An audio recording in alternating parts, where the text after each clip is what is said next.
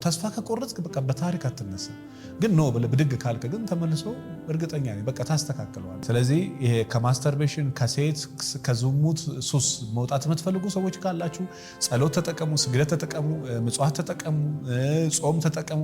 ከዛ በተረፈ ስፖርት ተጠቀሙ። ከዛ በኋላ ራስን ማረጋጋት፣ ስልኮችን ማብራት፣ አይምሮን ቢዚ ማድረግ፣ ከሴክሹዋል ነገር ከሶሻል ሚዲያ ራሳችሁን አርቁ። ከዛን ከወደቃችሁ አላረግም ብላችሁ ካረጋችሁ ራሱ ተስፋ አትቁረጡ። ጌታ ሆይ ማረኝ፣ አንተ ይቅር ባይ ነህ በል። እግዚአብሔርን ድጋሜ ለምን እመነኝ ትደነግጣለህ። አንድ ቀን ከዚህ ከጨምላቃ ህይወት ወጥቼ አንተን አመልካለሁ ብዬ እግዚአብሔርን ተሳልኩ ለምንኩኝና አሁን የራሴ ፍቅረኛ አለኝ። በቃ አላስብም፣ አይመጣልኝም። በቃ እንደዚህ ልትባርከኝ ነው። ግን ያኔ እንደዛ እያለቀስኩ ራሴን እያመመኝ እንደዛ ውሻ የሆኜ ኖርኩት ትላለችና እንዴት ደስ እንደሚል። አሁን በታሪክ ከሞትና ከማድረግ ሞቴን እመርጣለሁ።